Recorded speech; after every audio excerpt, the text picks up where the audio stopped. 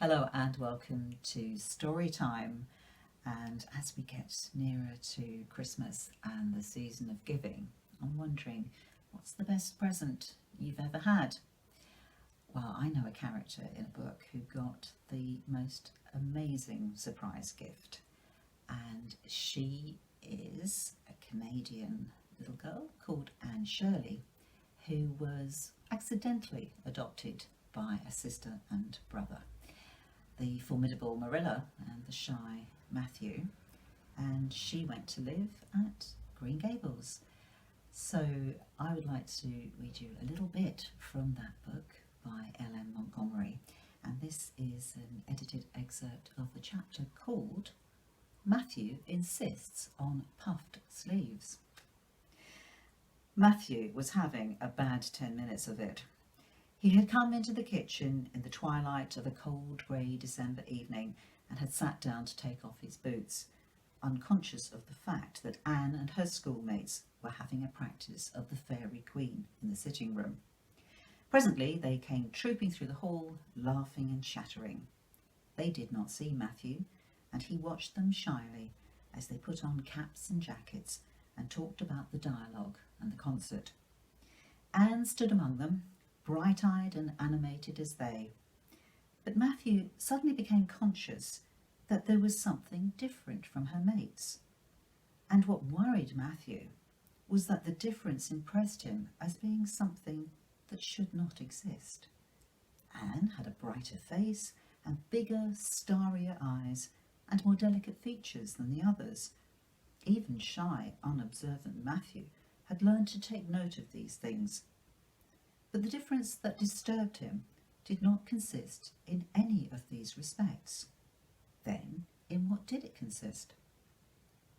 Matthew was haunted by this question long after the girls had gone. He could not refer it to Marilla, who, he felt, would be quite sure to sniff scornfully and remark that the only difference she saw between Anne and the other girls was that they sometimes kept their tongues quiet, while Anne never did. This, Matthew felt, would be no great help. After hard reflection, Matthew arrived at a solution of his problem. Anne was not dressed like the other girls.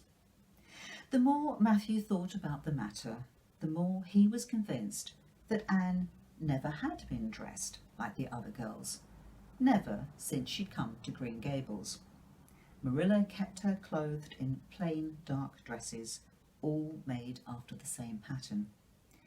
If Matthew knew there was such a thing as fashion in dress, it was as much as he did, but he was quite sure that Anne's sleeves did not look at all like the sleeves the other girls wore. He wondered why Marilla always kept her so plainly and soberly gowned. Of course it must be right. Marilla knew best, and Marilla was bringing her up.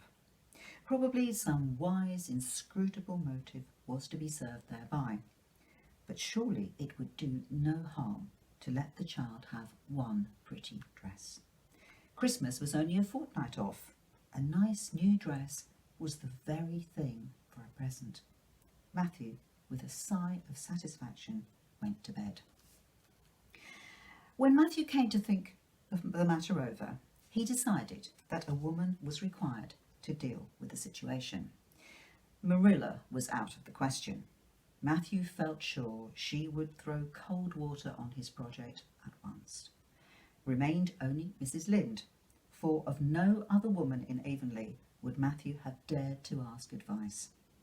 To Mrs. Lynde he went accordingly, and that good lady promptly took the matter out of the harassed man's hands.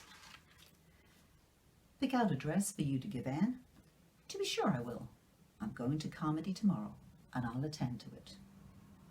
"Well, now I'm much obliged," said Matthew, "and I don't know, but I think they make the sleeves different nowadays. If it wouldn't be asking too much, I'd like them made in the new way." "Pervs, of course.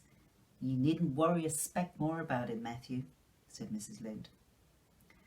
Marilla knew all the following fortnight that Matthew had something on his mind, but what it was she could not guess until Christmas Eve, when Mrs. Lynde brought up the new dress. "So this is what Matthew has been looking so mysterious over and grinning about to himself for 2 weeks, is it?" She said it a little sternly, but tolerantly. "I knew he was up to some foolishness. Well, I must say, I don't think Anne needed any more dresses. Well, I hope she'll be satisfied, for I know she's been hankering after those silly sleeves ever since they came in, although she never said a word after the first. The puffs have been getting bigger and more ridiculous right along. They're as big as balloons now. Next year, anybody who wears them will have to go through a door sideways." Christmas broke on a beautiful white world.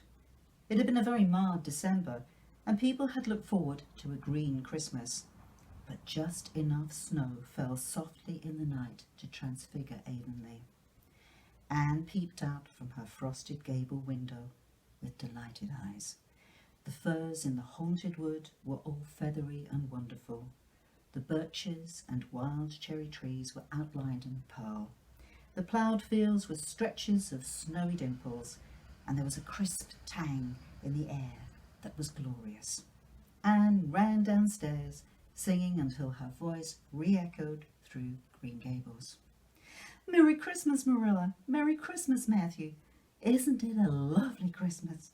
I'm so glad it's white." Why, Matthew, is that for me?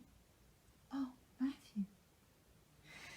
Matthew had sheepishly unfolded the dress from its paper swathings and held it out with a deprecatory glance at Marilla, who feigned to be contemptuously filling the teapot, but nevertheless watched the scene out of the corner of her eye with a rather interested air. Anne took the dress and looked at it in reverent silence. Oh, how pretty it was! A lovely, soft brown gloria with all the gloss of silk. A skirt with dainty frills and shirrings. A waist elaborately pin-tucked in the most fashionable way, with a little ruffle of filmy lace at the neck. But the sleeves, they were the crowning glory. Long elbow cuffs, and above them 2 beautiful puffs divided by rows of shirring and bows of brown silk ribbon. "That's a Christmas present for you, Anne," said Matthew shyly. Why, Anne, don't you like it?" For Anne's eyes had suddenly filled with tears. "Like it? Oh, Matthew!" Anne laid the dress over a chair and clasped her hands. "Matthew, it's perfectly exquisite. Oh, I can never thank you enough. Look at those sleeves. Oh, it seems to me this must be a happy dream." Well, let's have breakfast," interrupted Marilla. "I must say, Anne, I don't think you needed the dress, but since Matthew has got it for you, see that you take good care of it." "I don't see how I'm going to eat breakfast," said Anne. "Breakfast seems so commonplace at such an exciting moment. I'd rather feast my eyes on that dress. I'm so glad that puff sleeves are still fashionable. It did seem to me I'd never get over it if they went out before I had a dress with them." When the commonplace breakfast was over, Diana appeared, crossing the white log bridge in the hollow. Anne flew down the slope to meet her. "Merry Christmas, Diana. Oh, it's a wonderful Christmas. I've something splendid to show you. Matthew has given me the loveliest dress with such sleeves. I couldn't even imagine any nicer." And that's our little piece of Anne of Green Gables by Ellen Montgomery for today. If you love Anne, I hope that you enjoyed that, and if you haven't known her before, I hope that might tempt you to read Anne of Green Gables and indeed all of the sequels. There are many. Thank you for joining me today. Goodbye.